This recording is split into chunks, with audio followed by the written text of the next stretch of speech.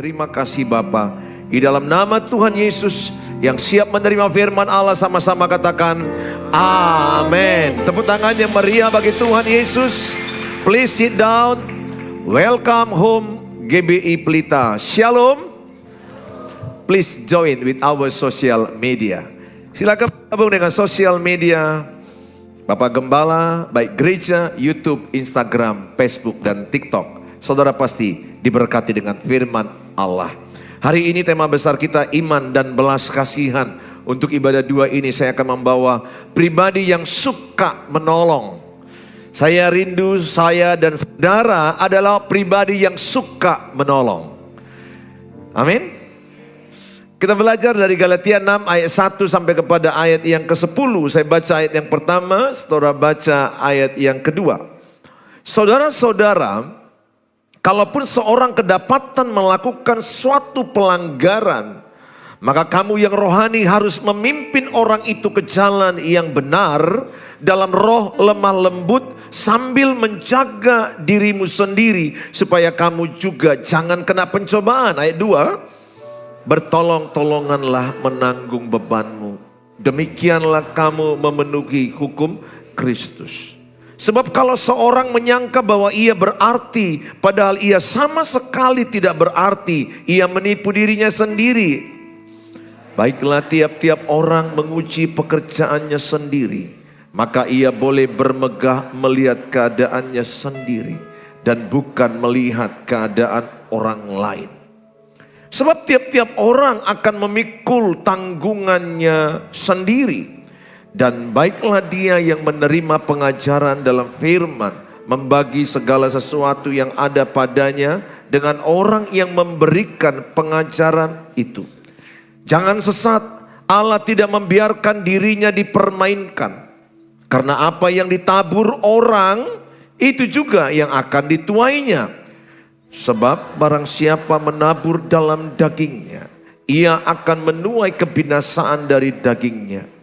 Tetapi barang siapa menabur dalam roh, ia akan menuai hidup yang kekal dari roh itu. Janganlah kita jemu-jemu berbuat baik, karena apabila sudah datang waktunya kita akan menuai jika kita tidak menjadi lemah. Ayat 10. Karena itu selama masih ada kesempatan bagi kita, marilah kita berbuat baik kepada semua orang, tetapi terutama kepada kawan-kawan kita seiman. Saudara, ini adalah tulisan Rasul Paulus kepada jemaat Galatia.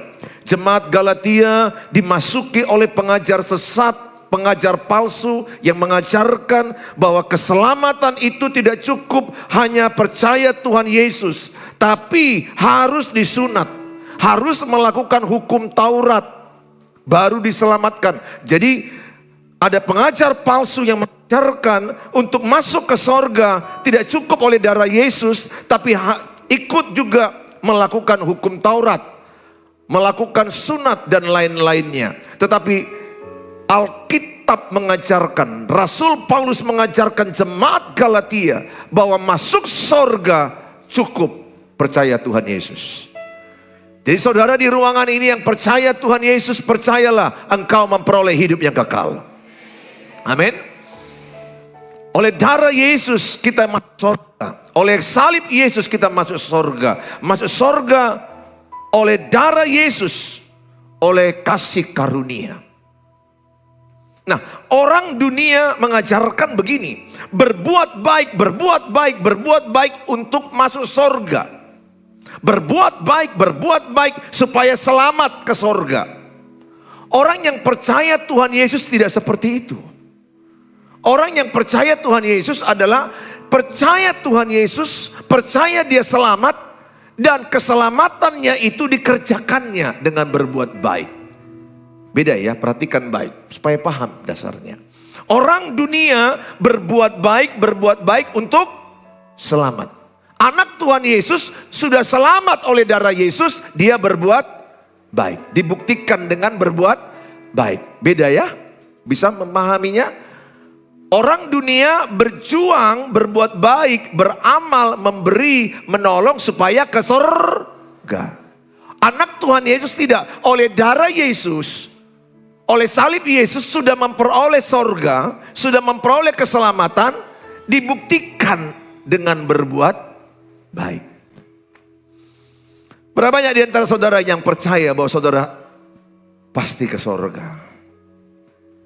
Yakin kalau meninggal detik ini, dia pindah ke sorga? Yakin 100%? Oleh kasih karunia Tuhan. Amin. Bukan oleh usaha, bukan oleh perbuatan baik. Tetapi kalau saya menerima salib, saya bilang saya ke sorga, saya bilang saya selamat. Apakah saya membuktikan dengan perbuatan baik saya?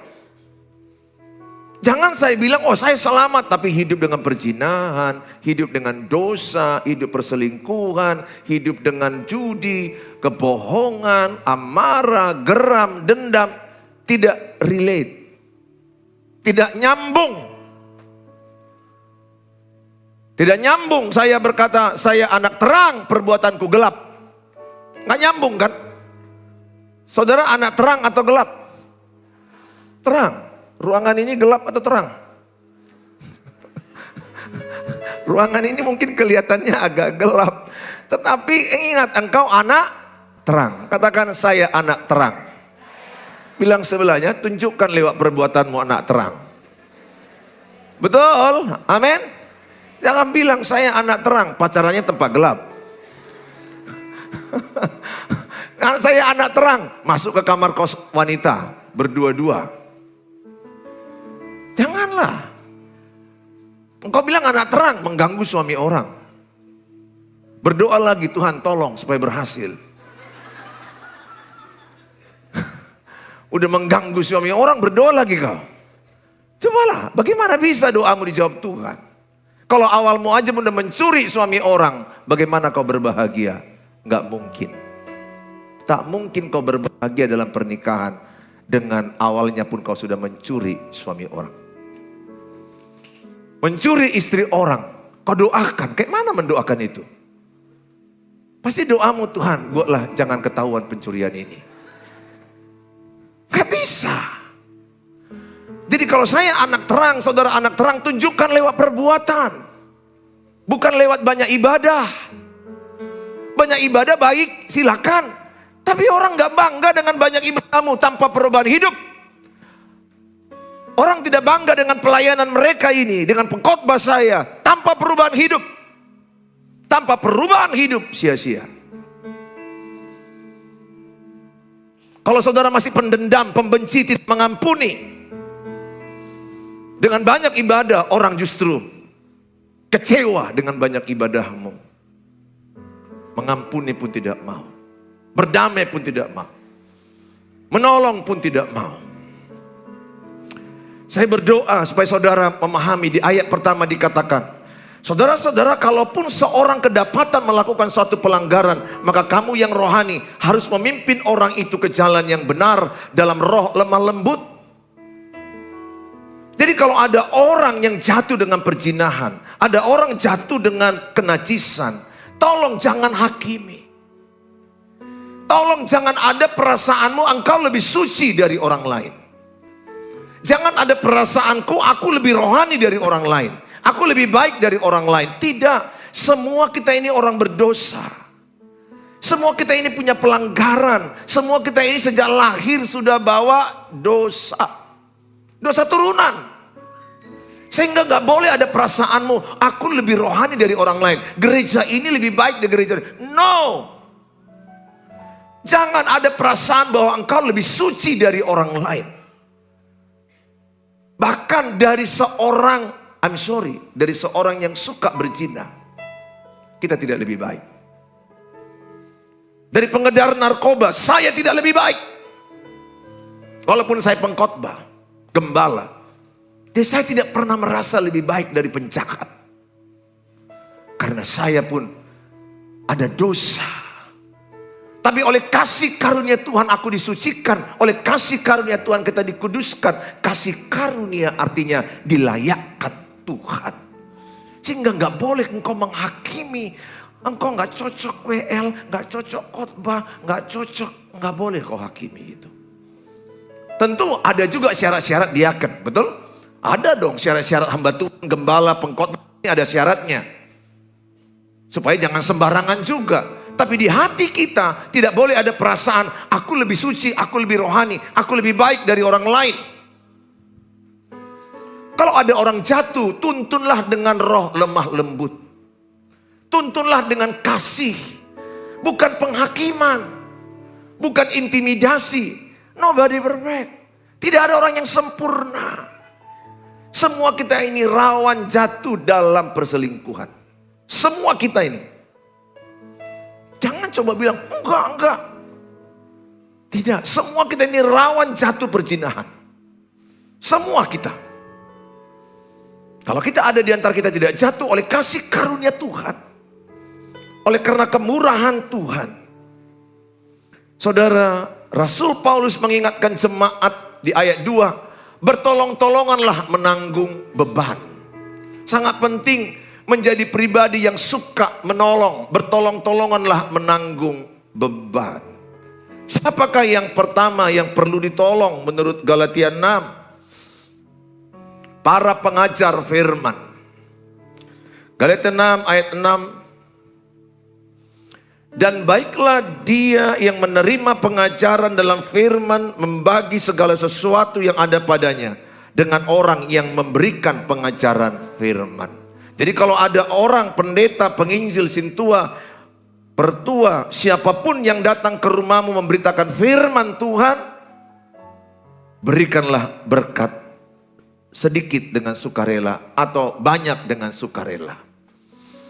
Di kampung saya selalu ingat bapak saya mengajarkan ke kami, kalau pendeta datang harus dihormati, dihargai, dan berkati seberapa yang bisa kalian salamkan. Bukan karena saya pendeta penginjil minta uang saudara, tidak. Tapi saya mengajarkan saudara firman ini, Galatia 6:6. Mana tahu di rumahmu nanti ada pendeta, ada hamba Tuhan meresmikan rumahmu, ucapan syukur. Saudara, berkati hamba Tuhan karena dia hidup dari ladang penginjilan. Dalam kitab 1 Korintus 9 ayat 14. 1 Korintus 9 ayat 14 sama-sama dibaca 1-2 ya. Demikian pula Tuhan telah menetapkan bahwa mereka yang memberitakan Injil harus hidup dari pemberitaan Injil itu. Jadi ada orang yang menginjil, ada berkat, ada orang yang memberkati dia, namanya kalau kami sebut PK, persembahan kasih. Dia hidup dari ladang itu. Dan firman yang ditaburkan itu akan memberkatimu berlipat ganda. Karena engkau belajar menghormati pemberita Injil itu. Bagaimana Pak kalau tidak ada uang? Enggak apa-apa. Doakan, kasih teh manis. Kasih sesuatu yang bisa kau kasih dengan tulus ikhlas. Asal jangan karena pelitmu. Asal jangan karena ketidaktahuan. Saudara harus tahu ada hukum Alkitab yang mengajarkan. Berkatilah pemberita Injil. Berkatilah mereka. Karena mereka hidup dari pemberitaan Injil. Jadi ada pendeta, ada hamba Tuhan yang memang punya usaha, itu urusan dia. Tapi memberitakan Injil, hormati sesukarelam, sukacita. Ada satu gereja yang saya tahu, saya pernah khotbah, semua jemaatnya habis saya khotbah, saya disuruh salaman di pintu. Jemaatnya ada puluhan, ratusan bahkan. Mereka semuanya nyalam saya dengan salam tempel. Saya juga bingung. Baru pertama soalnya. Panik dan senang.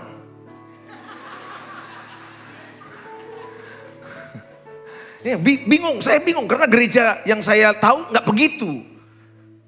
Semua, sampai di sini semua penuh.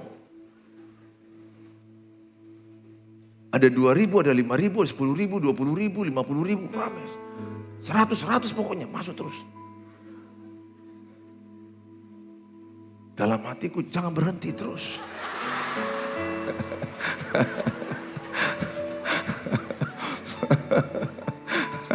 Intermezzo aja. Kemudian saya masuk ke ruang makan dengan pendeta gembala yang mengundang. kenapa mereka salam saya? Di gereja kami tidak boleh pendeta tidak disalam. Wow. Tapi saya bilang, kalau Bapak khotbah di gereja kami, nggak ada jemaat kami yang nyalam Bapak. Nyalam ya, tapi nggak lengket sesuatu.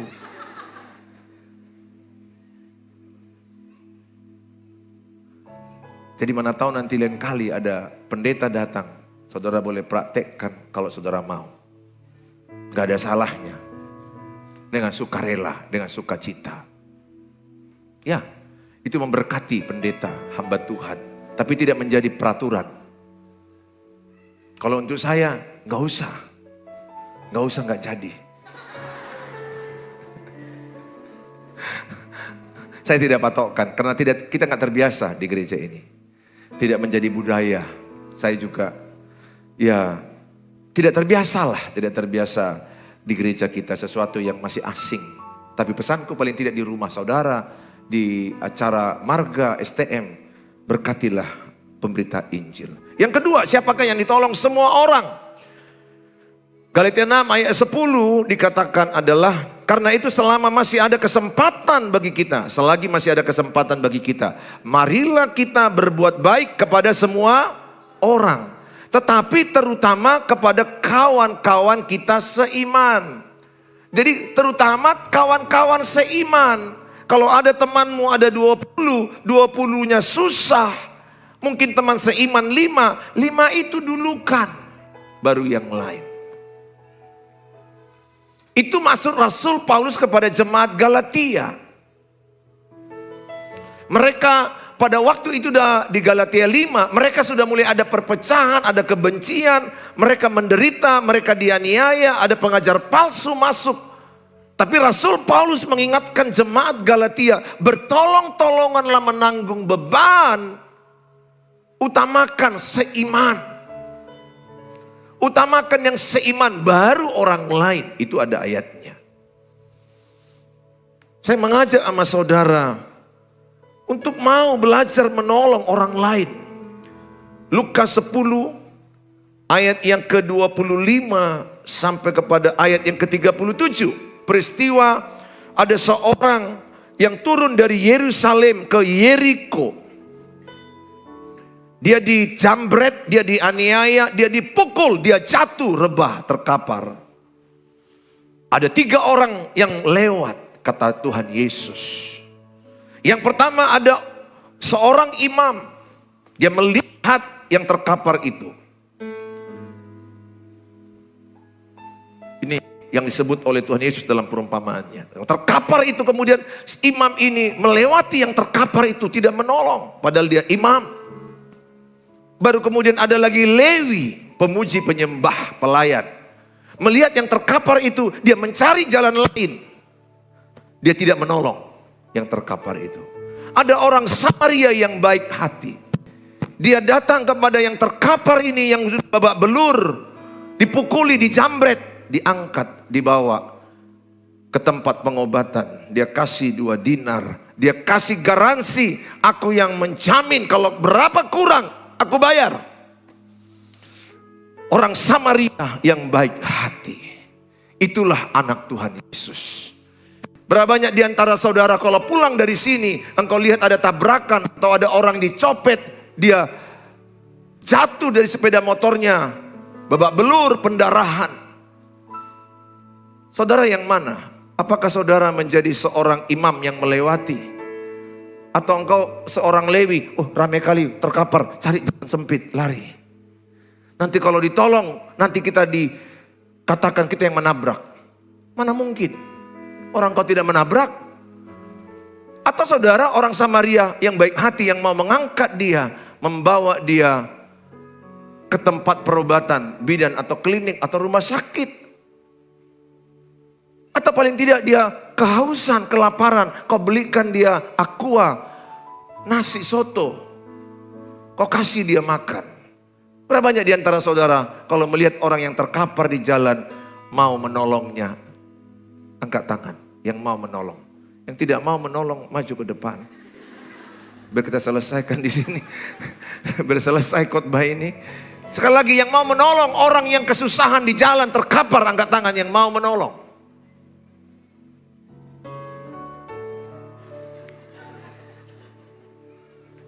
Wow. Tepuk tangan bagi Tuhan Yesus. Katakan sama-sama, saya pribadi yang suka menolong. 1, 2 ya. Bilang sebelahnya, bertolong-tolongan yuk.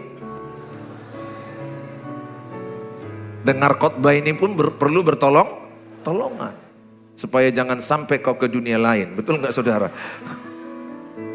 Kadang dengar khotbah kan jam-jam begini, jam 12 kan bisa sampai ke dunia lain dia. Tolong dia.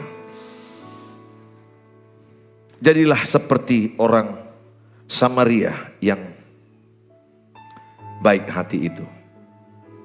Nah saudara, yang berikutnya, dalam Roma 12 ayat 21, sama-sama kita baca. Janganlah kamu kalah terhadap kejahatan, tetapi kalahkanlah kejahatan dengan kebaikan. Katakan, ku kalahkan kejahatan dengan kebaikan. 1, 2 ya. Ku kalahkan kejahatan dengan kebaikan. Bilang sebelahnya, kalahkan kejahatan dengan kebaikan. Kalau saudara melihat di ayat Galatia 6, ayat yang ke-8,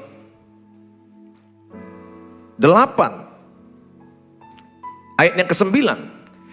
Galatia 6 ayat 9, janganlah kita jemu-jemu berbuat baik, karena apabila sudah datang waktunya kita akan menuai jika kita tidak menjadi lemah. Jangan jemu berbuat baik, artinya jangan stop berbuat baik. Teruslah berbuat baik, kalahkanlah kejahatan dengan kebaikan. Saya tahu ada orang yang menjahatimu, ada orang yang menyakitimu. Teruslah berbuat baik. Jangan jemu, jangan bosan. Saudara, ada banyak orang yang kadang-kadang menjahati kita, memfitnah kita, menggosip kita. Bahkan kita buat yang baik, menurut dia jahat. Yang kita buat yang benar, menurut dia salah. Ingat, manusia itu kalau udah gak suka samamu, engkau tidak perlu membuktikan kepada dia. Karena hatinya menjadi kaca matanya. Pernahkah engkau mengalami udah berbuat baik, tapi tetap engkau dijahati? Ayat ini berkata, teruslah berbuat baik, kalahkanlah kejahatan dengan kebaikan. Kalau kulihat di wajah saudara, orang-orang yang pernah dijahati orang, engkau korban, disakiti orang, dikecewakan orang, dihianati orang, difitnah orang, digosip orang. Tapi ayat ini katakan, kalahkanlah kejahatan dengan kebaikan. Seorang istri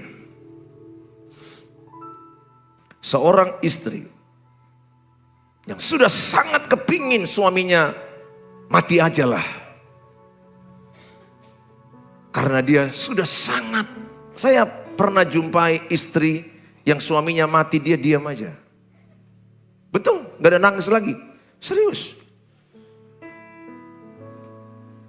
Nggak lagi nangis dia lihat mayatnya itu. Turut berduka cita ya Bu, aku yang nangis. Dia gak nangis lagi. Dialah yang tahu apa dalam hatinya, aku gak bisa hakimi. Tapi ada istri loh gak nangis lagi.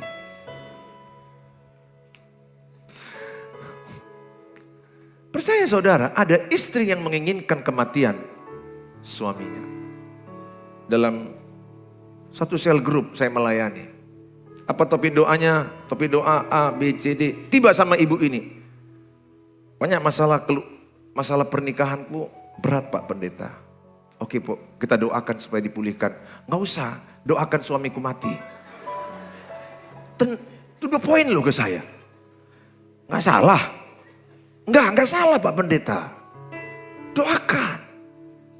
Kenapa? Tiap hari aku dipukul. Baru viral kan?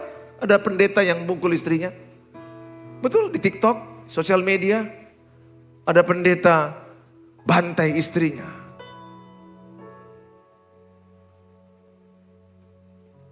Dia bilang, gimana aku mau dia hidup? Tiap hari aku dipukul, disepak, dicambak. Jujur aku ingin dia mati Pak Pendeta. Jadi saudara percaya ada istri yang menginginkan kematian suami. Ada juga suami yang menginginkan kematian istri supaya dia kawin lagi. Karena kan Alkitab bilang tidak boleh perceraian kecuali kematian. Makanya supaya dia bercerai harus mati pasangannya. Suatu waktu ada istri yang sudah menginginkan kematian suaminya. Datanglah dia ke orang bijak, datanglah ke dia orang pintar. Dia berkata, Pak, Bapak kan orang pintar, orang bijak di kampung ini. Maksudmu, aku mau suamiku supaya mati. Tolong kasih aku resep. Dikasihlah 1 botol aqua. Karena dia dianggap orang pintar, dia mulai pegang.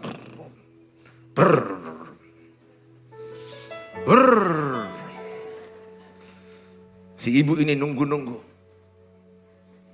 Dikasihlah ke dia. Dalam 3 bulan, suamimu akan mati. Setiap dia minum kopi, kau masukkan ke kopinya sikit-sikit. 3 bulan habis 1 botol ini. Sudah ada ramuannya. Dia MPP. Mati pelan-pelan. Minggu pertama, di kopi suaminya dimasukkan. Dan karena istrinya berpikir mau berpisahlah kami 3 bulan. Dia pun sedih juga walaupun jahat suaminya. Dibuatnya. Papa mau apa? Mau telur setengah masak? Masak. Atau kau yang kumasak? Kira-kira begitu. Nah saudara, dia, udah buat telur setengah masak. Minggu kedua, bulan yang kedua, istrinya makin baik lagi, makin baik. Kalau suaminya datang dikusuk-kusuknya, suaminya mabuk, jatuh di ruang tamu. Sepatunya dibukai, dikusuk. Dalam kusukan itu suaminya mulai merasakan, kok baik istriku ini. Biasanya kalau aku mabuk diambilnya air panas, dituangkannya atau air dingin. Kali ini kok baik, dia dikusuk-kusuk. Aduh Tuhan, berdosanya aku sama istriku ini. Udah mulai muncul pertobatan. Udah mulai muncul perubahan. Masuk di bulan ketiga. Istrinya pun makin baik. Karena ini bulan kematian. Mulai disiap-siapkanlah. Di manalah dikubur amat tahun. Kayak manalah penguburannya ini. Makin baiklah dia, malam-malam suaminya ngorok. Diperhatikannya. Keringat baju suaminya, Pak bangun ganti baju.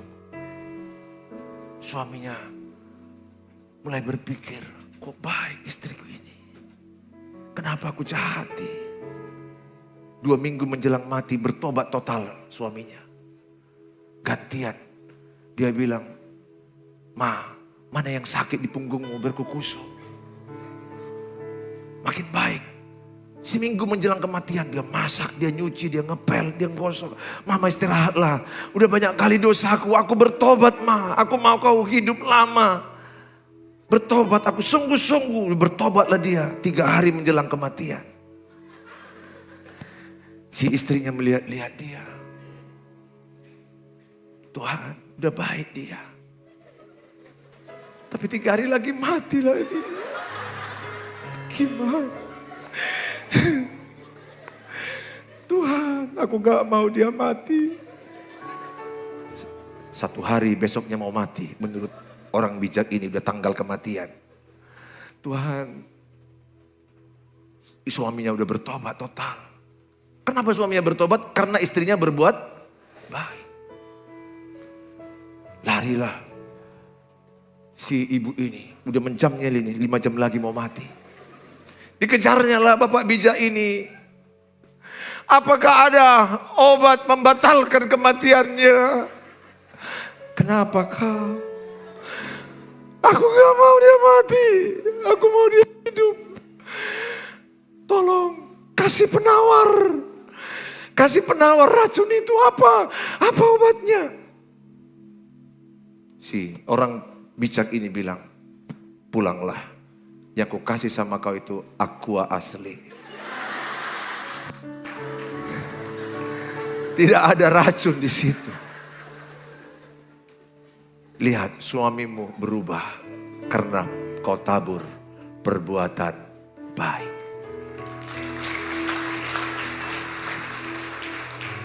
Kalau engkau terus berbuat baik, yang jahat akan berbuat baik samamu. Singa harimau begitu geri makan orang, betul? Harimau kan bisa makan orang. Tapi ketika di kandang sejak kecil, dikasih makanan, harimaunya besar. Harimaunya bisa berpelukan dengan orang yang ngasih makan dia. Harimau aja dikalahkan dengan kebaikan karena dikasih makan. Bilang sebelahnya, harimau aja dikalahkan kebaikan. Apakah suamimu lebih dari harimau? Betul, harimau aja kan pemakan orang. Tapi orang yang mengasihi dia makan, dilindungi dia. Aku yakin suamimu tidak lebih parah dari harimau. Ajak setiap saudara, jangan jemu berbuat baik. Tapi ada juga orang, karena tiap bulan kita tolong, tiap bulan kita bawa tolong, 5 bulan, 6 bulan. Sekali tidak kau tolong, datang dia, biasanya kau tolong. Nah ini orang yang tidak tahu untung. Orang begini jauhin. Kalau kau makan sama-sama, kemudian dia selalu nggak bawa dompet aku, nggak apa-apa. Kedua, aduh, lagi ada persoalan keuangan, nggak apa-apa. Ketiga, oh iya, lagi membangun, oh ya nggak apa-apa. Tapi kalau 5 kali, 10 kali tetap dia nggak mau bayar, asal makan, pura-pura telepon, pura-pura ke toilet, tandai jahatnya. Ini orang nggak cocok kau temani. Dia menjadi ajas manfaat. Efesus 2 ayat 10. Efesus 2 ayat 10 dikatakan, karena kita ini buatan Allah diciptakan dalam Kristus Yesus untuk melakukan pekerjaan baik. Jadi saya dan saudara diciptakan Tuhan bukan melakukan pekerjaan jahat, tapi melakukan pekerjaan baik. Bukan pekerjaan jahat. Bukan untuk berjudi, bukan untuk narkoba, bukan untuk mabuk. Bukan untuk masuk dalam dunia percabulan, perzinahan. Apalagi mencuri pasangan orang lain. Jangan pernah lakukan itu. Yang dipersiapkan Allah sebelumnya, ia mau supaya kita hidup di dalamnya. 1 Petrus 3 ayat 13. 1 Petrus 3 ayat 13, dan siapakah yang akan berbuat jahat terhadap kamu? Jika kamu rajin berbuat baik, betul? Jika kamu berbuat rajin, siapa yang berbuat jahat samamu? Orang akan kenal dirimu. Aduh, baik kali ini. Nanti kalau engkau dipeti mati, lihat, kalau saya dipeti mati, adakah orang yang menceritai aku? Loh, jujur pengalamanmu melihat orang mati, apakah ada cerita tentang dia? Ada. Kita setiap orang pasti mati. Tapi marilah kita meninggalkan warisan yang baik. Meninggalkan harumnya perbuatanmu. Matius 5 ayat 16 dikatakan engkau menjadi garam dan terang dunia lewat perbuatan baik. Bukan dengan banyak ibadah ini. Saudara, ketika kita ada di peti mati, saya udah lihat karena saya pendeta sering menguburkan orang. Kadang-kadang, nasibnya ini, istrinya pun lari ini, oh Tuhan.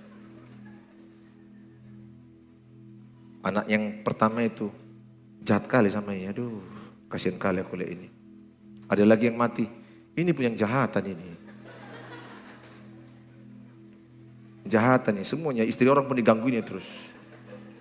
Aku aja udah hampir diganggunya ini sebenarnya, kata itu. Apa ceritamu? Apa yang dikenang orang sepeninggalanmu? Apa yang diingat orang setelah engkau meninggal dunia? lakukan sekarang. Kalau engkau mau dikenang orang baik, lakukan yang baik. Kalau engkau dikenang menjadi orang yang suka menolong, lakukan suka menolong selagi masih ada kesempatan. Biar orang berkata, ndak berjudul. Ini yang baik ini. Aku susah ditolongnya ini. Aku sakit dikunjungi ini. Lakukan, hidup ini adalah warisan. Betul bahwa kita akan meninggal dunia. Tapi tinggalkan warisan cerita hidupmu yang baik. Selagi masih ada kesempatan. Seluruh cerita hidupmu jadi warisan, ingat itu. Seluruh cerita hidupku jadi warisan. Bahkan saudara bisa lupa khotbahku, tapi engkau tidak lupa perbuatanku. Engkau bisa lupa ucapan orang, tapi kau tidak lupa dengan perbuatan orang itu. Satu waktu ada di masa Covid, alumni SMA Negeri 3 Medan, teman sekelas, tidak seiman. Jadi kita menolong orang tidak seiman, tolong. Nggak boleh melihat suku, nggak boleh melihat agama. Ateis pun tolong. Tapi tengah-tengah Covid itu dia sesak. Dan waktu itu untuk mencek dia Covid atau tidak 2 minggu lebih. Karena mesin untuk mengetahui itu pasti Covid. Lagi-lagi tidak banyak, lagi sedikit antri. Uang tidak ada, dia masuk ke rumah sakit, dia WA saya. Gimana ini Suheri? Aku sesak. Napas satu-satu. Aku gak punya uang. Saya hubungi teman-teman. Saya kasih motivasi, ayo kita tolong teman kita. Di situ dalam grup banyak yang tidak seiman. Tapi kita kan nggak ada ADRT harus menolong begini. Udahlah lupakan ADRT. Dalam hal ini sekarang kita harus menolong dia dalam kesesakan. Dia masuk ke rumah sakit. Saya menggaransi, saya menjamin nama saya. Tiap hari dia telepon hubungi saya. Sepertinya mau mati, sesak. Napas satu-satu. Itu di bulan 8 2020 Maret kita masuk Delta. Covid yang mengerikan. Musim kematian bulan itu, bulan April, Mei. Mati ini. Kulihat Facebook. Iya musim kematian. Takut ke rumah sakit. Banyak orang mati bukan karena Covid juga. Mati takut masuk rumah sakit. Jadi jangan pikir mati Covid banyak. Mati tidak Covid lebih banyak. Karena nggak bisa ditolong, nggak bisa masuk ke rumah sakit. SOP-nya begitu ketat, dokter pun stres. Dokter pun banyak meninggal waktu itu. Pendeta pun banyak meninggal. Saya kuatkan dia, ada Tuhan menolongmu, sabar. Beberapa orang yang saya masukkan dengan jaminan saya waktu itu. Ada yang meninggal, ada yang hidup. Temanku ini hidup dan sehat. Dan dia WA saya, Japrik, selamat Natal Suheri. Karena ada larangan kan mereka mengucapkan selamat Natal. Betul? Ya, tidak mudah bagi mereka mengucapkan selamat Natal di grup. Tapi kali itu di grup juga dia berani dan Japrik, selamat Natal Suheri dan kawan-kawan. Terima kasih buat perbuatan baik. Saya tidak sempurna. Tapi saya belajar seperti orang Samaria yang baik hati. Suatu waktu saya mau khotbah, di tengah jalan terkapar orang epilepsi. Saya buka mobil saya masukkan ke mobil, saya antar ke klinik. Saya kasih jaminannya saya mau khotbah. Saya pulang, dia sudah sembuh. Saya belajar seperti orang Samaria yang baik hati. Bukan sempurna saya. Ayo kita belajar menjadi orang Samaria yang baik hati. Tapi kalaupun engkau sudah berbuat baik, ada orang gak puas, ya sudah. Karena ada orang yang sudah ditolong, tetap gak puas. Tetap menceritakan kita buruk. Makanya kalau engkau menolong tulus aja, jangan mengharapkan pujian dari orang. Karena ada yang kau tolong, tetap dibilang pelit. Tetap dibilang kurang. Harus menurut dia maunya seperti yang diucapkan dia itu ditolong. Gak boleh. Kalau kita minta itu di bawah, tangan di bawah. Berapa orang memberi, kita ucapkan terima kasih. Saudara yang saya kasihi, dalam Roma 12 ayat 9. Hendaklah kasih itu jangan pura-pura. Jauhilah yang jahat dan lakukanlah yang baik. Kasih itu jangan pura-pura. Anak Tuhan Yesus tidak boleh ada drama. No drama. Aku harap di antara saudara gak suka main drama. Walaupun suka nonton drama Korea. Tapi engkau jangan pemain drama. Engkau orang yang tulus mengasihi saudara. Lukas 6 ayat 36. Hendaklah kamu murah hati sama seperti Bapamu adalah murah hati. Lukas 6 ayat 36. Bapa kita murah hati, kita pun jadi murah hati. Ada DNA. Ada sifat Tuhan dalam diri saya. Ada sifat Tuhan dalam dirimu. Murah hati, murah senyum. Anak Tuhan itu murah senyum ya. Kalau engkau senyum aja pun payah, kurang cocok jadi anak Tuhan Yesus. Sorry ya. Anak Tuhan Yesus itu senyum itu enggak sulit gitu loh. Tapi kalau kau senyum aja, asal kau senyum, orang bilang mujizat itu nyata, kok bisa senyum dia? Enggak lah. Anak Tuhan Yesus itu harus terbiasa senyum. Kalau orang senyum samamu, kau juga senyum. Coba latih senyum ke di kanan. Orang senyum itu kan melambangkan hati yang gembira, hati yang murah hati. Murah mengampuni, murah menolong, murah memberi. Aku ajak kita mulai dari keluarga kita. Kita tolong semampu kita. Saya lakukan itu. Walaupun saya tidak bisa memuaskan apa yang diminta dia. Karena ada kadang-kadang juga orang minta pertolongan, maunya angkanya sesuai dengan yang diminta dia. Kalau kita kasih tidak sesuai, digosipnya kita di belakang. Ya sudahlah, kita gak bisa memuaskan semua orang. Kita hanya bisa melakukan dengan tulus menolong semampu kita dengan kasih karunia. Ibrani 13 ayat 16 sama-sama kita baca. Ibrani 13 ayat 16. Ibrani 13 ayat 16. 1, 2, ya. Dan janganlah kamu lupa berbuat baik dan memberi bantuan. Sebab korban-korban yang demikianlah yang berkenan kepada Allah. Perbuatan baik itu adalah jadi penyembahan. Perbuatan baik menjadi korban yang harum di hadapan Allah. Tepuk tangan bagi Tuhan Yesus.